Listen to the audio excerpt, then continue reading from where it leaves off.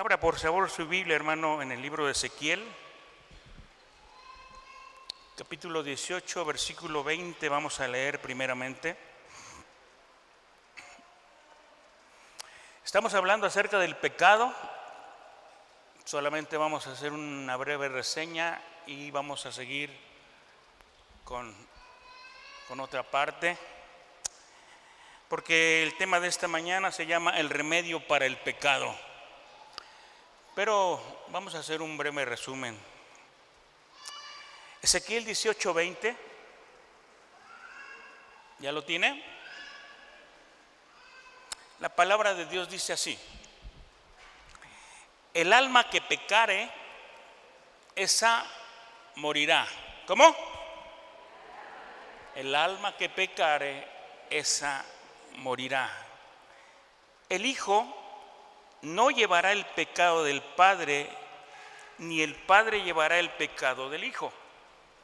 La justicia del justo será sobre él, y la impiedad del impío será sobre él. La semana pasada, hermanos, dijimos que el pecado es toda transgresión a la ley de Dios, a los mandamientos de Dios.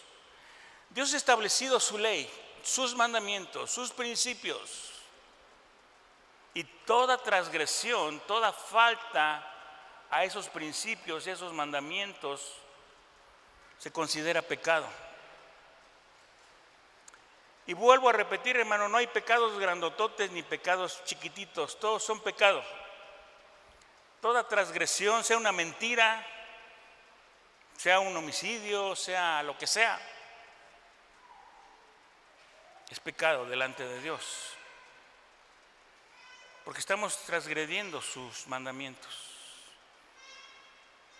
Simplemente, si nos ponemos a leer los 10 mandamientos, que dice: no robarás, no matarás, no mentirás, y nos pone no matarás, y dices: ay, es un pecado muy grande, pero dice no mentirás, y eso a veces no lo consideramos pecado. Y también dijimos, hermanos, que hay dos tipos de pecados: el pecado de comisión, que es cuando conscientemente o voluntariamente hacemos lo que Dios prohíbe, lo que la ley de Dios prohíbe. Estamos cometiendo algo. Pero también hay pecado de omisión, es decir, cuando no hacemos lo que Dios ordena. Dice Santiago 4:17, lo leímos la semana pasada: y al que sabe hacer lo bueno y no lo hace, le es pecado. Pecado de omisión. Estamos omitiendo, no estamos haciendo lo que Dios quiere que hagamos. El que sabe hacer lo bueno y no lo hace, Dios lo considera pecado. Y hermanos, lo que la Biblia nos enseña acerca del pecado y sus consecuencias es muy claro. El alma que pecare, dice, esta morirá. El Señor es bien claro, hermano. El pecado trae consecuencias, y muy malas. La semana pasada hicimos un pequeño desglose de algunos de los pecados que Dios establece, o de los mandamientos que no debemos transgredir. Y la Biblia se encarga, hermano, de enseñarnos muy claramente las consecuencias del pecado. Así es que no debemos de equivocarnos, y siempre será bueno reconocer que Dios es el único que debe de mandar sobre nuestra vida. Y además es bueno también conocer los pensamientos de Dios acerca de este hecho y esta condición de pecado. Ahí estamos en Ezequiel. Ahora le voy a invitar a que leamos 18:4. Ezequiel 18:4. Dice: he aquí que todas las almas son mías. ¿De quién son las almas? Como el alma del Padre, así como el alma del Hijo es mía. El alma que pecare, esa morirá. Y ya miramos también, hermanos, que hay muerte física por el pecado, o como consecuencia del pecado hay muerte física, pero también hay una muerte espiritual.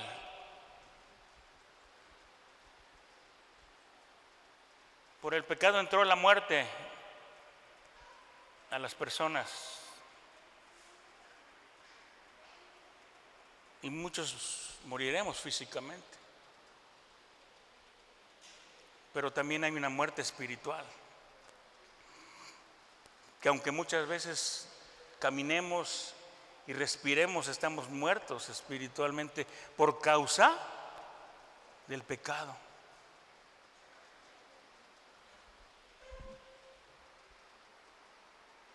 Por causa de los vicios anda la gente allá como zombie,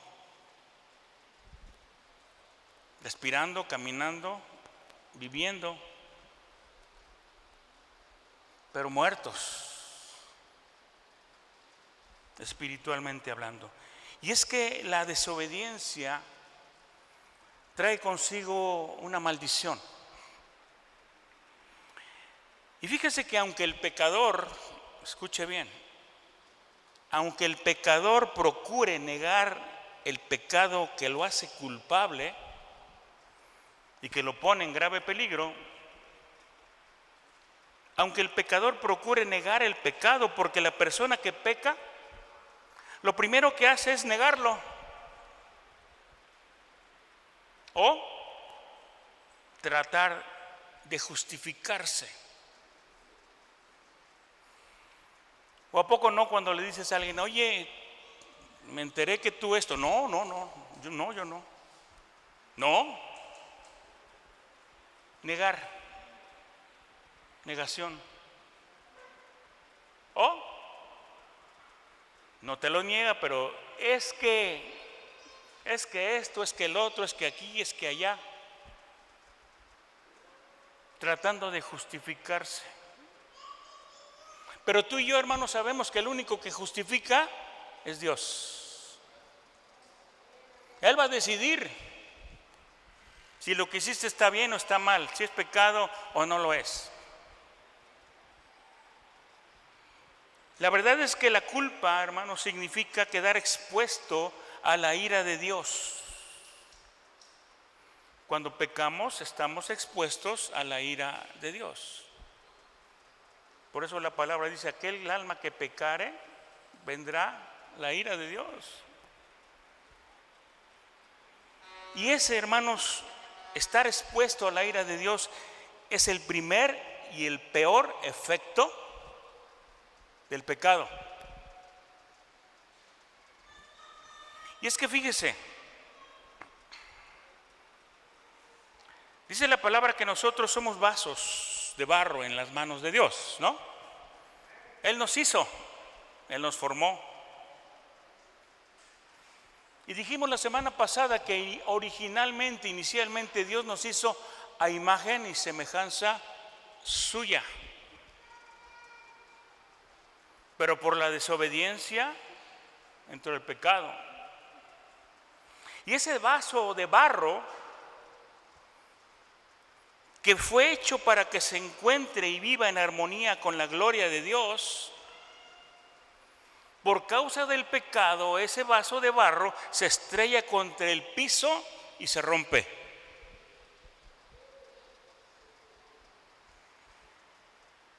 Y cuando se destrona a Dios de la vida personal, entonces el pecado toma dominio de la persona y la esclaviza. Y mire, aún los pensamientos bajos nunca van a producir esos pensamientos elevados acerca de Dios y sus mandamientos. El pecado ya vimos que destruye el alma, la corrompe y la hace inmunda.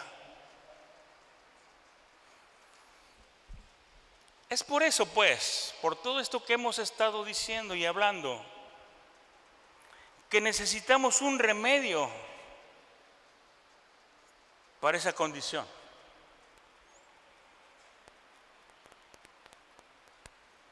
Y la rica, fíjese, y la rica y completa provisión que Dios ha hecho para enfrentar el pecado es tan poderosa que el pecado, sea cual sea, puede ser anulado. ¿Y quién lo va a anular? El Señor. El remedio que Dios ha provisto para nosotros, para el pecado, se llama salvación. Y la salvación se produce a través de la redención. Ya vimos la semana pasada lo que significa redención, ¿se acuerda? O te lo repito. Redención significa que Cristo te compró nuevamente pagando un precio muy elevado por ti y por mí. Y ese precio es la sangre derramada en la cruz del Calvario por amor a cada uno de nosotros. Amén. El Señor te compró. Dijimos, el Señor te creó. Fuiste creado a imagen y semejanza del Señor. Vino la desobediencia, entró el pecado.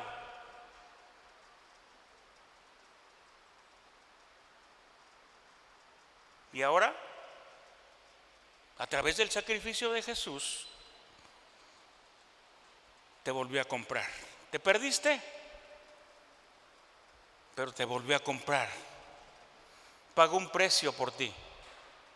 Y ese precio es su sangre preciosa derramada en la cruz, por amor a cada uno de nosotros. Y esa redención, hermano, es una obra muy maravillosa que Dios tiene para destruir el pecado. Ese es el remedio. Porque dice Primera de Juan 3:8,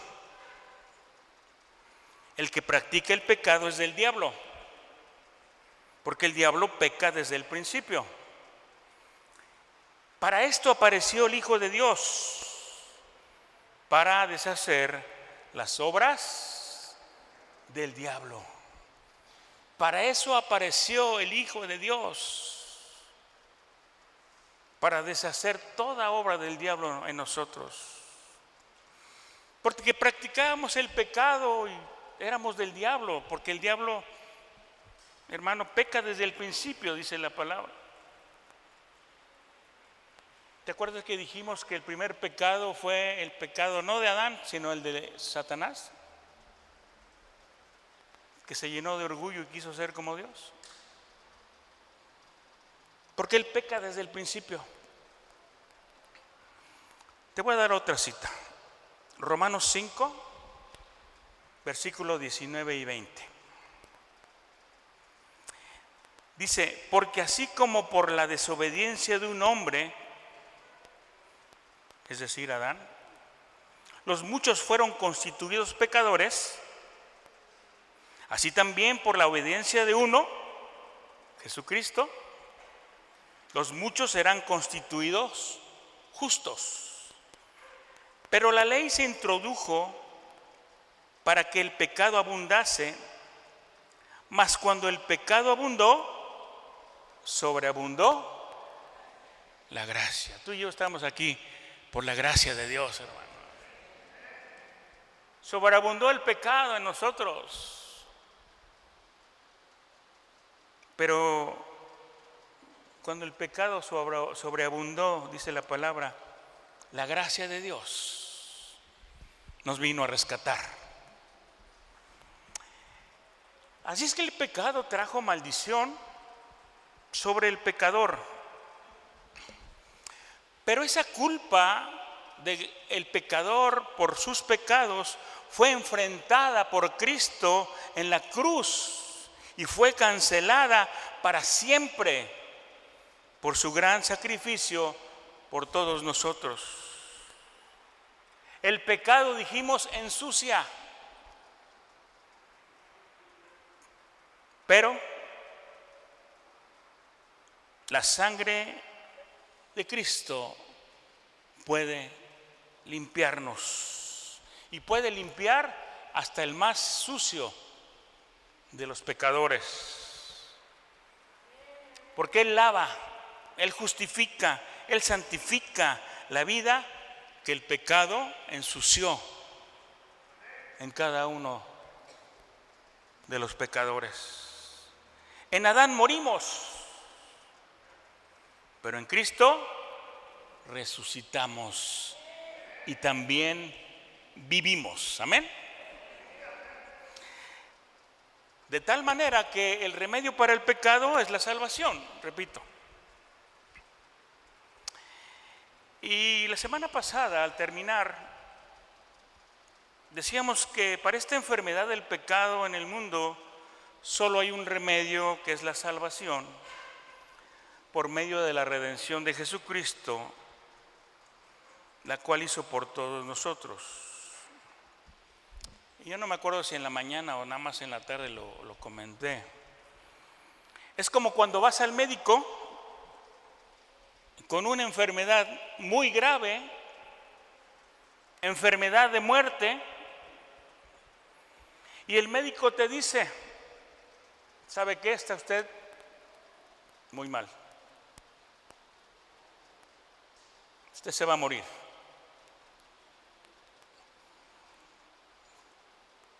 Solamente hay un remedio. Solamente hay una solución para esa enfermedad.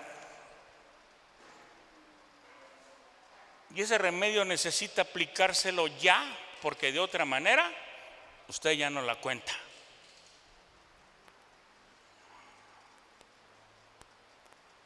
Y a lo mejor te dice: mire, se va a poner esta inyección. Y a lo mejor también te lo advierte y te va a decir: le va a doler mucho.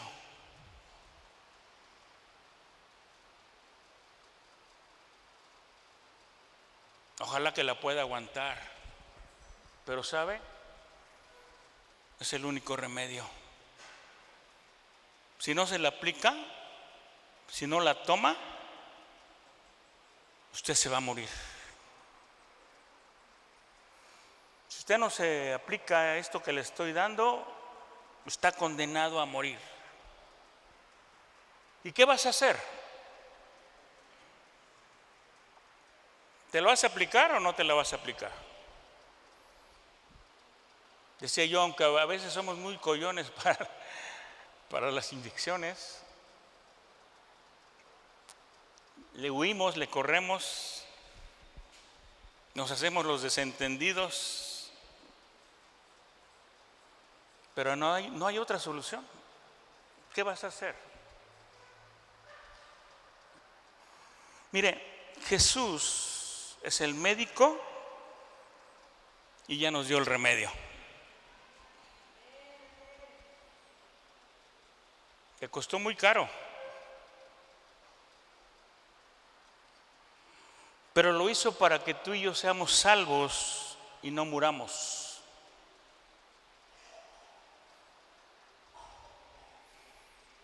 Porque Dios es bueno y porque Dios te ama y porque Él quiere que vivas.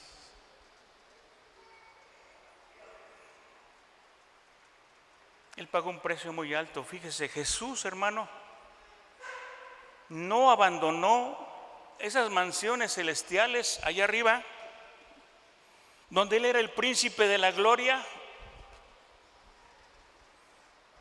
para venir a la tierra y ser solamente reconocido como un maestro, como un modelo de obediencia, o para ser solamente un mártir que muere por defender sus principios y sus verdades. No, hermano. No vino a eso Jesús.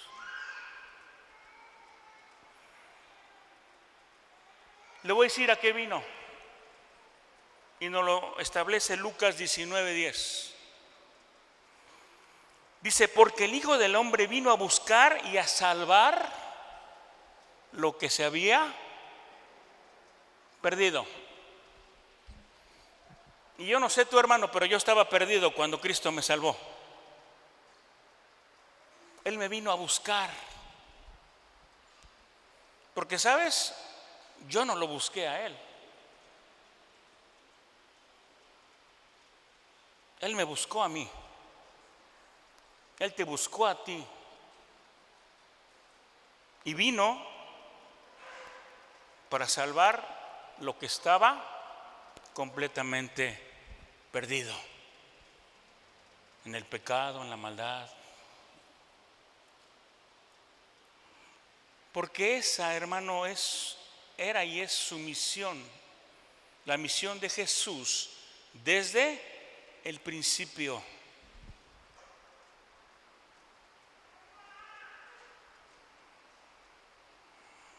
Fíjese lo que dice también Mateo 1:21. En el momento en que Cristo nació. Dice, y llamará su nombre Jesús, porque Él salvará a su pueblo de sus pecados. O sea que el propósito y la misión de Jesús no le fue dada cuando cumplió 30 años. El propósito y la misión de Jesús le fue dada desde antes que naciera. Y cuando nació esta tierra, dice, llamarás a su nombre Jesús, porque Él salvará a su pueblo de sus pecados. Y era un recién nacido y ya se estaba declarando lo que Él habría de hacer por nosotros aquí en la tierra. Y yo creo que cuando fue declarada esta palabra, a lo mejor alguien dijo, pero ¿cómo un bebé nos va a salvar de nuestros pecados? Sí, pero ese Jesús nos iba a quedar bebé. Él habría de crecer y cumplir con el propósito por el cual Dios lo envió a la tierra, que es salvar a los que estaban perdidos. Amén. Y es solamente a través de Él. Por más que le busquemos por muchos lados, por más que le intentemos en nuestras fuerzas, por más que queramos encontrar algo diferente, no hay más. Es solamente a través de Jesús que podemos tener salvación. Y obviamente la promesa de la vida eterna. Hechos 4:12, perdóname que te den tantas citas seguidas. Hechos 4:12 dice, y en ningún otro hay salvación, porque no hay otro nombre bajo el cielo dado a los hombres en que podamos ser. No hay. No hay otro nombre, no hay otra persona a través de la cual podamos ser salvos. Solamente a través de Cristo Jesús, el Hijo de Dios. Solamente. Él es el que nos ofrece la salvación. Él es el que ya pagó por nuestra salvación. Pero también entendemos, hermanos, y ojalá así sea, que tenemos que cuidar nuestra salvación. O la cuidamos o la rechazamos. Y si la rechazamos, hermanos, dice la palabra que no hay escapatoria para la ira de Dios. Dios, hermano, cada día nos da la oportunidad de ser salvos y quiere que la aprovechemos. Y ahora quiero que me acompañes a leer un poco más completo ese capítulo de Ezequiel 18, que ya lo hemos introducido ahí, pero quiero que lo veamos completo y que tengamos ese entendimiento y esa comprensión. Y vamos a leer ahora del 20 al 32. Ezequiel 18, del 20 al 32. Comenzamos otra vez diciendo, bueno, no yo, la palabra. La persona que peque, esa morirá. El hijo no será castigado por los pecados del padre, ni el padre será castigado por los pecados del hijo.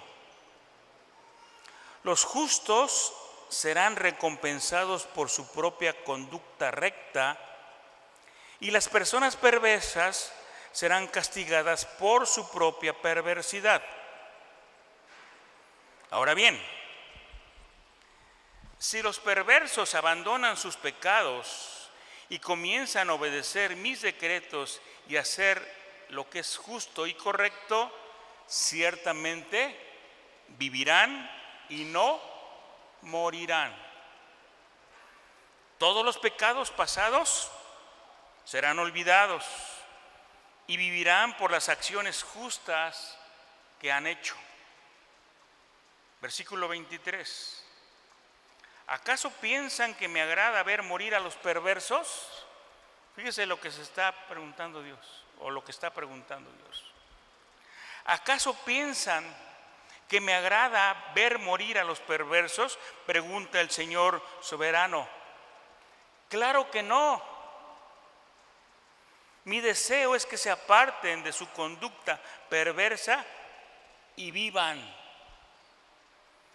Sin embargo, si los justos se apartan de su conducta recta y comienzan a pecar y a comportarse como los demás pecadores, ¿se les permitirá vivir?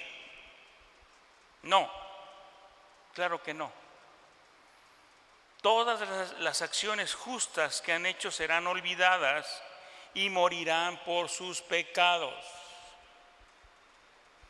Sin embargo, ustedes dicen, el Señor no hace lo correcto. Escúchame, pueblo de Israel. ¿Soy yo el que no hace lo correcto o son ustedes? Cuando los justos abandonen su conducta justa y comiencen a cometer pecados, morirán por eso. ¿Sí? Morirán por sus acciones pecaminosas. Y si los perversos, ahí va lo contrario, si los perversos abandonan su perversidad, obedecen la ley y hacen lo que es justo y correcto, salvarán su vida. 28. Vivirán porque lo pensaron bien y decidieron apartarse de sus pecados. Esas personas no morirán. Aún así, los israelitas siguen diciendo, el Señor no hace lo correcto. Oh pueblo de Israel, tú eres quien no hace lo correcto, no yo. Por tanto, pueblo de Israel, juzgaré a cada uno de ustedes según sus acciones, dice el Señor soberano. Arrepiéntete y apártate de tus pecados. No permitas que tus pecados te destruyan. Deja atrás tu rebelión y procura encontrar un corazón nuevo y un espíritu nuevo. ¿Por qué habrías de morir, oh pueblo de Israel? No quiero que mueras, dice el Señor soberano. Cambia de rumbo y vive. ¿Qué es lo que el Señor quiere, hermano? ¿Verte morir? No, al contrario, el Señor quiere verte vivir. Pero nos pide que no pequemos más, que no perdamos nuestra salvación por un lado.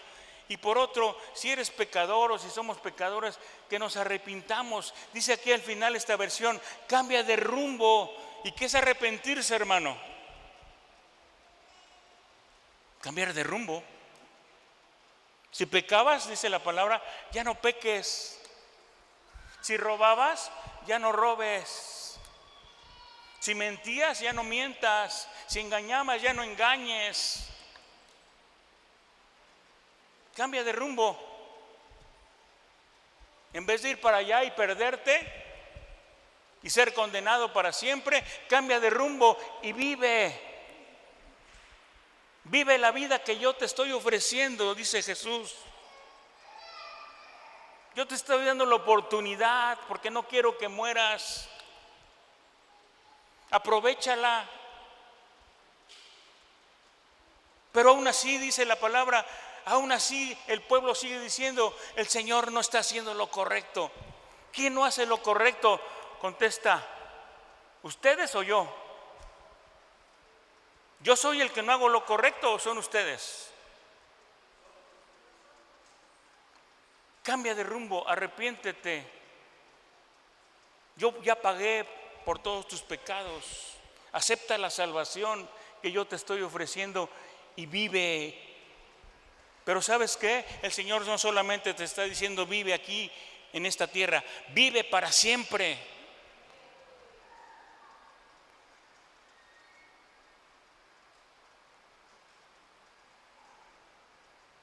La salvación, hermano, que Dios nos ofrece es grande. ¿O la consideras poca cosa? La salvación que Dios nos ofrece cada día es grande. ¿Sabes por qué? Porque grande es Él. Porque grande es el autor de la salvación. Por eso la salvación que Dios nos da es grande.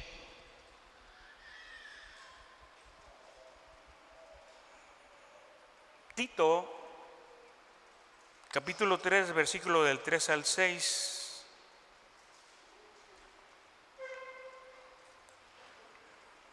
Dice, porque nosotros también éramos en otro tiempo insensatos, rebeldes, extraviados, esclavos de concupiscencias y deleites diversos,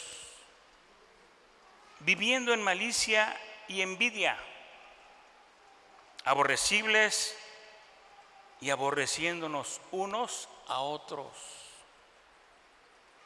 No solamente éramos aborrecibles, vivíamos aborreciéndonos unos a otros. Pero cuando se manifestó la bondad de Dios nuestro Salvador y su amor para con los hombres, nos salvó. No por obras de justicia que nosotros hubiéramos hecho, sino por su misericordia, por el lavamiento de la regeneración y por la renovación en el Espíritu Santo, el cual derramó en nosotros abundantemente por Jesucristo nuestro Salvador. Cuando se manifestó la bondad de Dios, hermano, a pesar de lo que éramos, manifestó su amor para con nosotros. Y por su misericordia, no por nuestras obras, no por lo que hayamos hecho, sino por su gran misericordia, dice que nos lavó, nos regeneró y nos renovó a través de su Espíritu Santo. Porque el Señor derramó su Espíritu abundantemente sobre todos nosotros.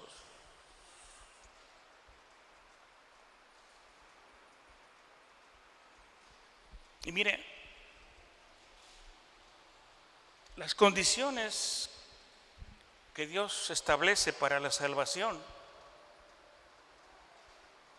son sencillas. Las condiciones que Dios establece para nuestra salvación, hermano, son muy sencillas. Yo no sé por qué generalmente a la mayoría se nos complica.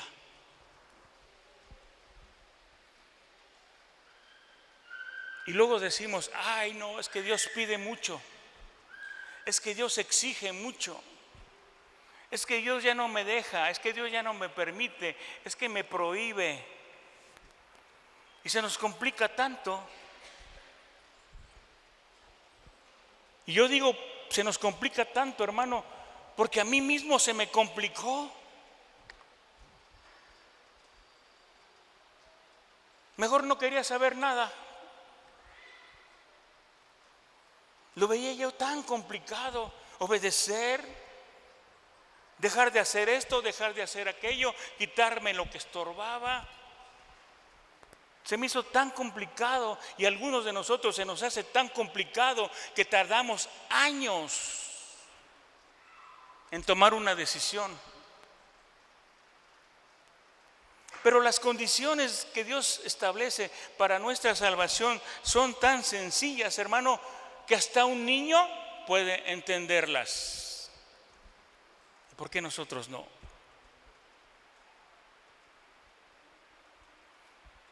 Hasta un niño puede entenderlas. Y ahora te digo, ¿qué se necesita para ser salvo? ¿Qué es esa cosa tan fácil y sencilla que hasta un niño lo puede entender?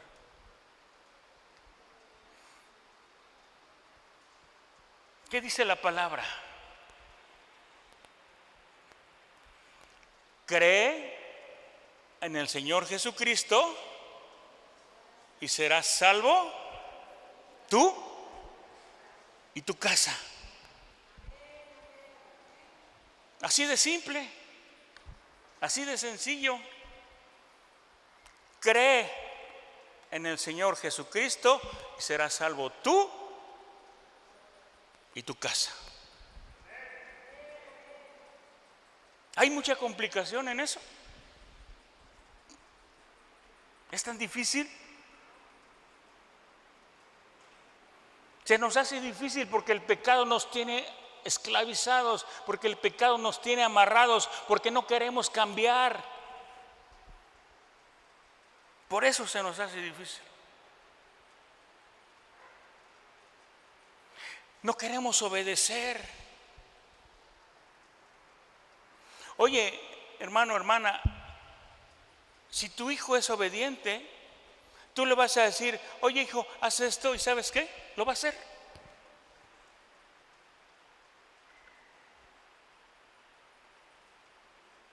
Lo va a hacer.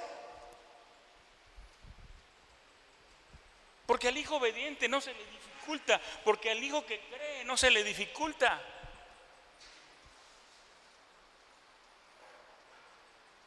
Se le va a dificultar al hijo rebelde, desobediente e ingrato.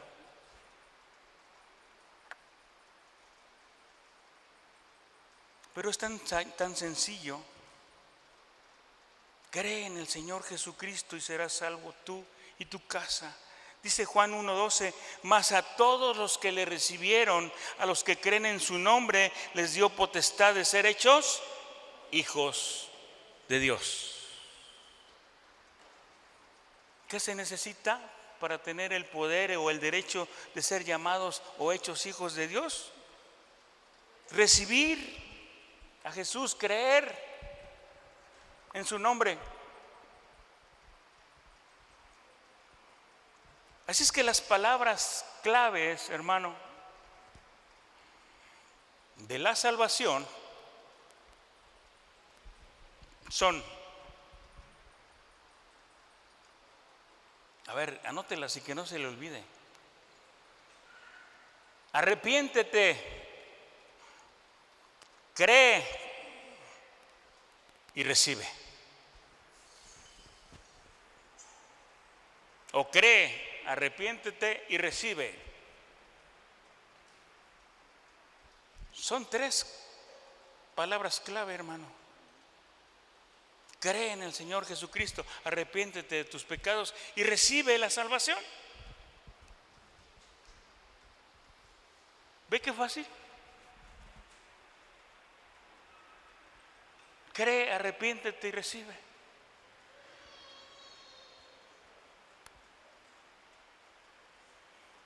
Recibe la salvación. Y una vez recibida la salvación, hermano, quiero decirte que dejamos de pertenecernos a nosotros mismos y nos constituimos en propiedad de Dios. ¿O no?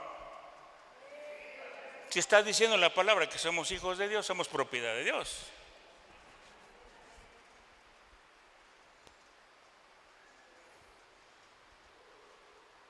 A veces cuando hay varios niños por ahí donde estamos y algunos no son de la familia, algunas veces te preguntan, oye, ¿y todos esos niños son propios? ¿Son tuyos? Y ya le dicen, no, estos son amiguitos, mira, pero mis hijos son este y este, son míos. Porque son tuyos, ¿no? Y nosotros, hermano, cuando somos salvos dejamos de ser o de pertenecernos a nosotros mismos y nos constituimos en propiedad de Dios.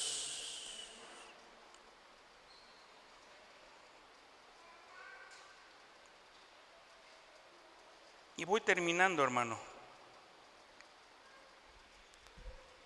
No hay otro remedio o otro medio por el cual Dios pueda saldar la cuenta y liberar al culpable, sino por el sacrificio y mediante su amado Hijo Jesucristo.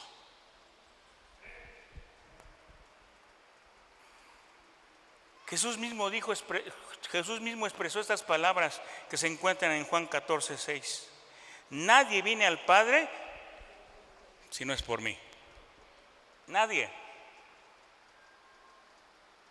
Y búscale y no vas a encontrar. Nadie viene al Padre si no es por mí.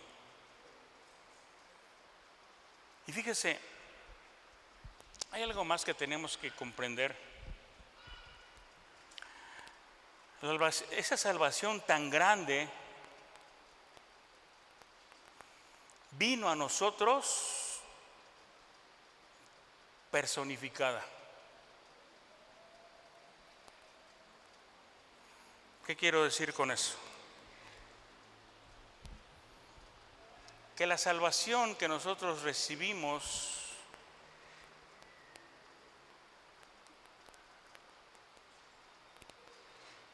vino en forma de una persona.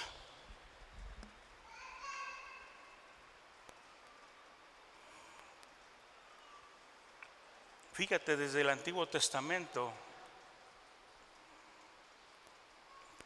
el profeta Isaías, en su capítulo 12, versículo 2, expresaba esto. Y él decía, he aquí, Dios es salvación mía. Dios es salvación mía. Me aseguraré y no temeré, porque mi fortaleza y mi canción es Jehová, quien ha sido salvación para mí. Así es que, hermano, por eso se dice que la salvación no es algo, la salvación es alguien. Y ese alguien se llama Jesucristo.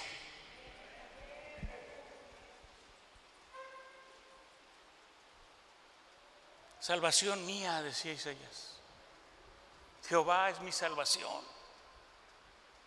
La salvación personificada. No es algo, es alguien. Nosotros recibimos la salvación no como una cosa, sino a través de una persona.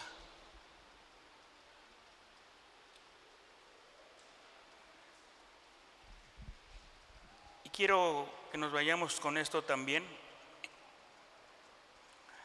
La salvación perfecta de Dios, porque es perfecta, cubre, te voy a decir que cubre. La salvación que ya tienes, que ya tenemos, te voy a decir lo que cubre. Cubre el pasado, porque todos tus pecados pasados te han sido perdonados. Pero también incluye el presente. Y no solamente se queda ahí. La salvación abarca el futuro.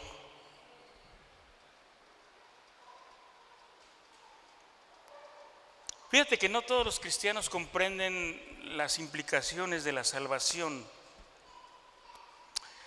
porque muy frecuentemente se quedan con la salvación que reciben cuando se convierten al Señor. Y sí, la recibimos.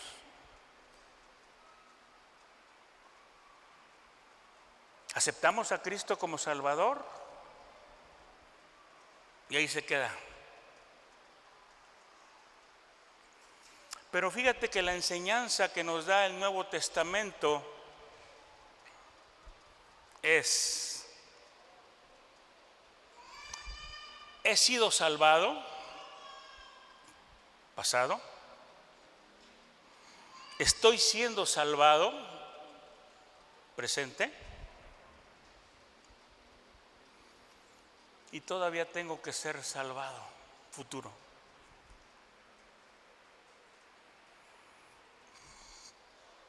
Tenemos que entenderlo y reconocerlo, porque si dejamos de reconocer estos tres aspectos, estos tres tiempos de salvación, entonces no comprendemos en su totalidad lo que es la salvación que el Señor tiene para los suyos. Y fíjate que el apóstol Pablo reconocía los tiempos de salvación. Porque me estarás o te estarás preguntando, ¿en dónde dice eso? Romanos 5, capítulo del 8 al 10. Nos damos cuenta que el apóstol Pablo reconocía estos tres tiempos: pasado, presente y futuro de la salvación. Y dice así, te lo voy a leer, versículo 8, comenzando ahí. Pero Dios prueba que nos ama en que cuando todavía éramos pecadores, pasado, Cristo murió por nosotros. Versículo 9. Y ahora, presente, después que Dios nos ha hecho justos mediante la muerte de Cristo, con mayor razón seremos salvados, futuro, del castigo final por medio de Él. Porque si Dios, cuando todavía éramos enemigos, nos reconcilió consigo mismo mediante la muerte de su Hijo, con mayor razón seremos salvados por su vida, ahora que ya estamos reconciliados con Él.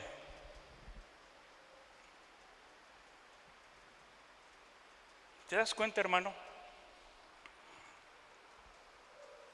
Hemos sido salvados por la muerte de Cristo, pero todavía hay más de esa salvación que Cristo ya pagó y que ya no la dio.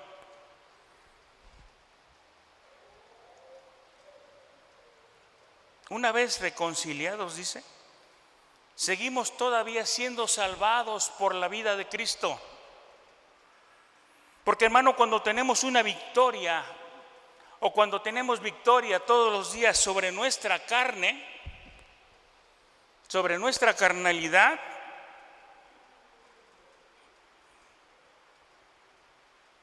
somos salvos.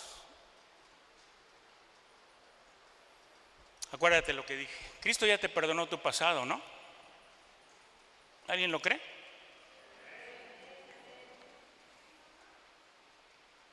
Entonces, ¿por qué pedimos perdón todavía?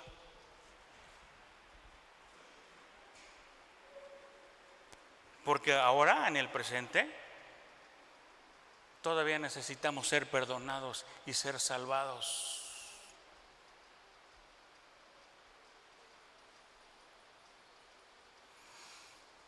Pero todavía más, hermano. Seguiremos siendo salvos por la vida de Cristo en el futuro. Por eso dice la palabra que tenemos que cuidar nuestra salvación. ¿Cómo? Con temor y temblor. O sea que ¿qué? Sí, ya nos dio la salvación el Señor, ¿eh? Él no nos la va a quitar,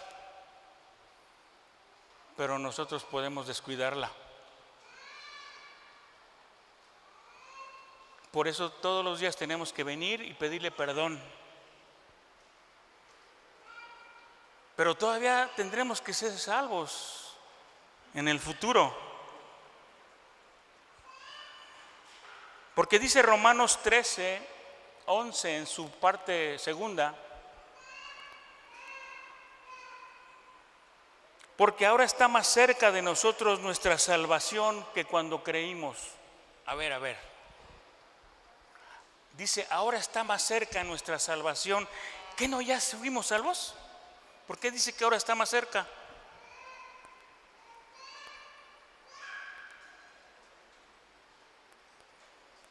Porque ahora está más cerca de nosotros nuestra salvación que cuando creímos. Y es por la vida de Cristo. Porque, hermano, Cristo vive y vive para siempre. ¿Alguien puede decir gloria a Dios?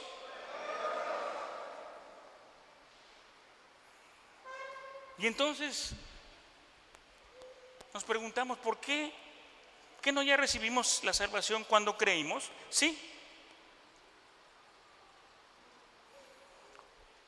Pero también recibimos salvación cuando perseveramos en la fe y obedecemos.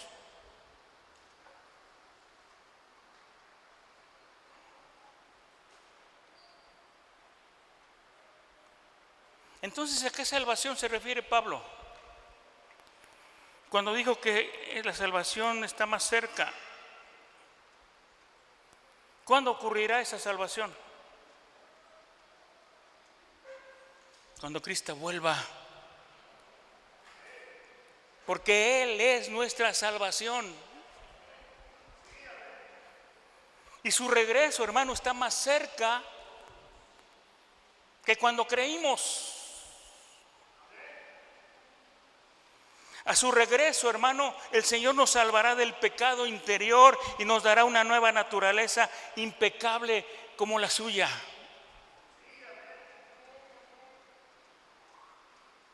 ¿O no?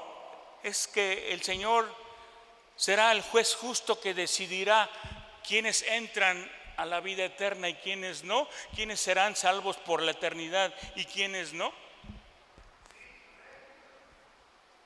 Y eso todavía no sucede. Por eso la salvación tiene tres aspectos: pasado, presente y otro aspecto en el futuro cuando Cristo venga por nosotros. Amén.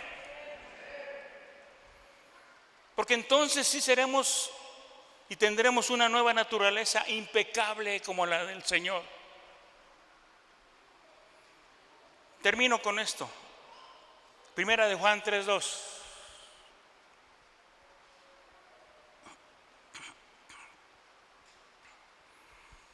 Dice, amados,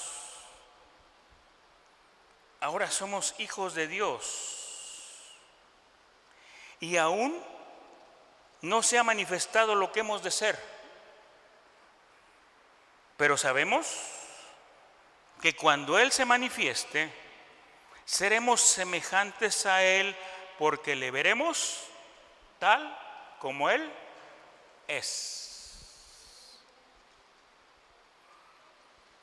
Mi hermano, Cuando seamos llevados para encontrarnos con Él en las nubes, en el aire, seremos salvos para no volver a pecar nunca más. Y hermanos, último aspecto de la salvación nos va a hacer y nos va a conformar nuevamente a la imagen de Cristo, y entonces su iglesia ahí sí será salva. Amén.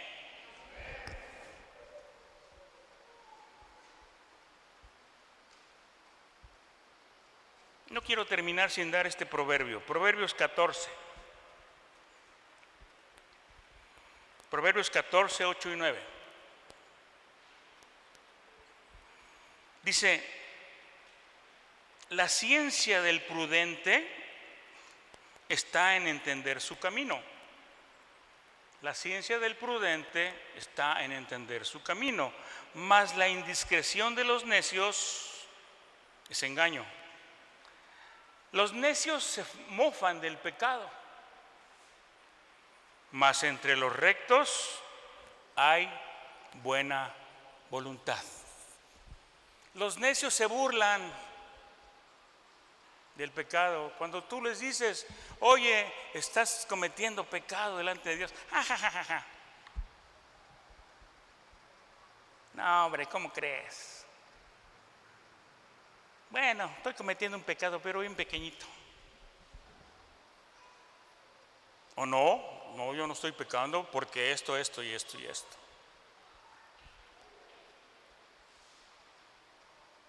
Dice al final: más los rectos, entre los rectos hay buena voluntad. ¿Qué significa esto?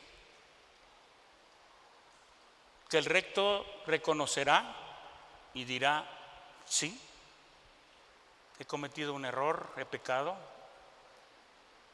he hecho lo malo delante de Dios, pero tengo una buena voluntad para arrepentirme, para cambiar, para dejar de hacer lo que no agrada a Dios. Tengo una buena voluntad. Los necios se mofan, mas los justos tienen buena voluntad para hacer lo correcto delante de Dios. Fíjese, en la primera parte dice: los necios se mofan del pecado. El necio no toma en serio la gravedad ni las consecuencias de sus malas acciones. Sienten que no tienen culpa. Ven el remordimiento o la culpa como algo gracioso o de poco valor. Incluso se burlan de la idea de enmendar su camino. Oye, endereza tu camino, arrepiéntete, man.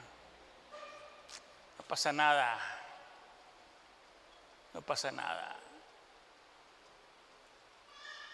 Hay un desinterés espiritual porque muestran indiferencia entre el daño que causan a otros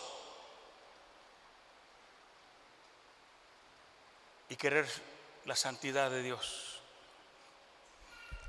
Y por esta última parte, entre los rectos hay buena voluntad. Están dispuestos a la reconciliación, al perdón. Las personas íntegras reconocen cuando fallan, se disculpan y buscan restaurar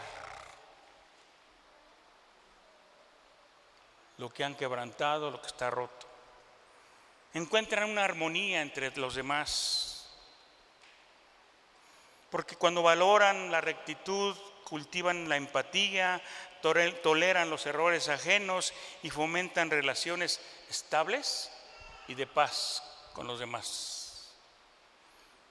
Y aceptan la voluntad de Dios. Viven buscando el favor y la aprobación de Dios a través de un corazón sensible al arrepentimiento.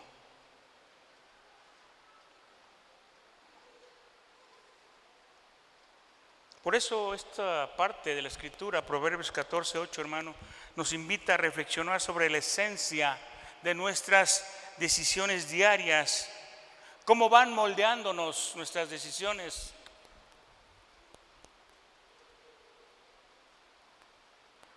Por eso muchos dicen que tú y yo somos lo que pensamos y lo que hacemos.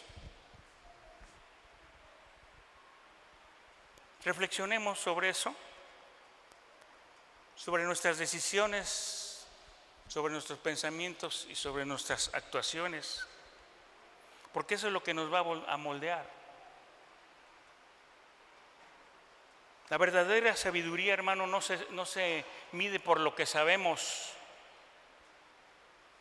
sino por cómo aplicamos ese conocimiento en nuestra vida, buscando ir siempre más alto, buscando ir siempre más allá. Porque cada vez, hermanos, que nosotros elegimos la humildad sobre la arrogancia y el amor sobre el egoísmo, estamos construyendo un puente hacia una vida de justicia y un propósito. Cada tropiezo que llevamos en esta vida, hermano, se convierte en una oportunidad para crecer. Y nos recuerda que la sabiduría de Dios se revela en los momentos más sencillos de nuestra existencia. Por eso, hermanos, el Señor y su palabra nos recomiendan y nos aconsejan: cuidemos nuestra salvación con temor y temblor. Amén.